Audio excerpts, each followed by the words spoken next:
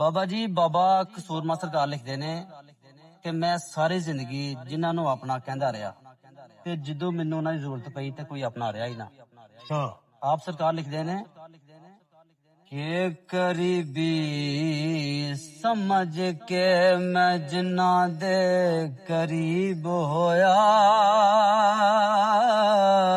ਵਾਹ ਜੜਾਂ ਮੇਰੀਆਂ ਉਹ ਖੇਡਦੇ ਰੇ, ਰੱਸੀ ਪਿਆਰ ਵਾਲੀ, ਰੱਸੀ ਅਹਿਸਾਸ ਵਾਲੀ, ਮਾਸ਼ਾਅੱਲਾ ਮੈਂ ਵੱਟਦਾ ਰਿਹਾ ਉਧੇੜਦੇ ਰੇ। ਵਾਹ ਸੁਭਾਨ ਅੱਲਾਹ। ਤੇ ਜਾਂਦੀ ਵਾਰੀ ਨਾ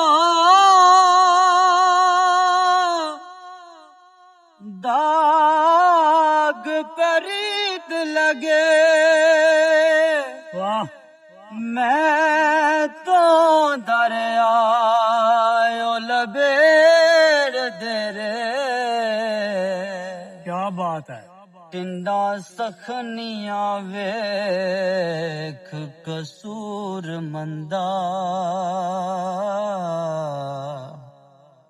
ਐਵੇਂ ਖੂ ਖਿਆਲਾਂ ਦੇ ਗੇੜਦੇ ਰਹੇ। ਵਾਹ